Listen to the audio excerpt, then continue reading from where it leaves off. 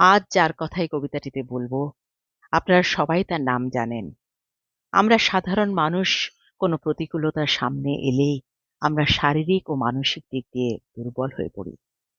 এখানে এমন একটি মানুষের গল্প আপনাদের সামনে তুলে ধরব, যিনি শারীরিকভাবে একেবারে অসাড়, কিন্তু তবু তার মনের জোর, একাগ্রতা তাকে কিছুতেই দমিয়ে রাখতে পারেনি।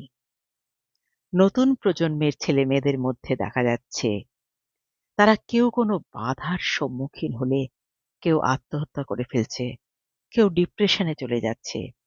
তাদেরকে বলবো এই মানুষগুলোকে দেখতে। তখন মনে হবে নিজেদের কষ্টটা খুবই সামান্য। এবারে তাহলে বিষয়বস্তুতে আসা যাক। যখন তার বয়স মাত্র ২১, প্রখ্যাত কয়েকজন ডাক্তার গাম্ভীর্যে বলেছিলেন, স্টিফেন্স, তুমি আর বড় জোর ২.৫ বছর বাঁচবে। আমাদের আর কিছু যে করার নেই। অসুখের নাম মোটর নিউরন। চিকিৎসা শাস্ত্রের অতীত একটার পর একটা অঙ্গ পঙ্গু করে দিয়ে হৃৎপিণ্ডের গলা টিপে মারে। তবু সেই ২১ বছরের যুবকের মস্তিষ্ক চ্যালেঞ্জ জানিয়েছিল সেই অসুখকে, তুমি আমার শরীরকে হারাতে পারলেও আমাকে জয় করতে পারবে না। দেখো, আমি বাঁচবো, বাঁচার সমস্ত সম্ভব নিয়ে বাঁচবো।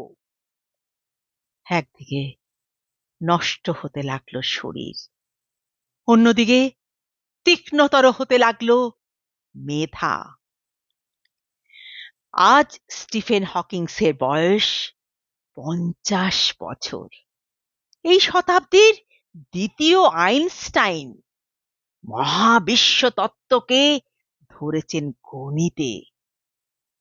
চলার শক্তি নেই, তবু তিনি জানেন এই পৃথিবীর সৃষ্টির রহস্য এবং ধ্বংস নিয়তি যাকে বাঁধা যায় না, সেই সময়কেও বেঁধেছেন ইতিহাসে। কথা বলতে পারেন না, আবিষ্কার করেছেন নীরব প্রেমের ভাষা। তার পাশে এসে দাঁড়িয়েছেন নারী, তিনি দিয়েছেন অনুভবের মাধুর্য।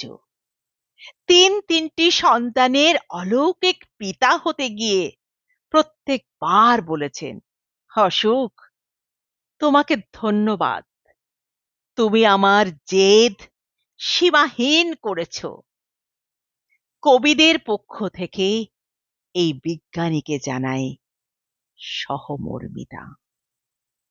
সে একজন স্রষ্টা, যিনি মৃত্যুর মুখে চুনকালি দিয়ে নিজেই নিজেকে সৃষ্টি করে চলেছেন অনবরত।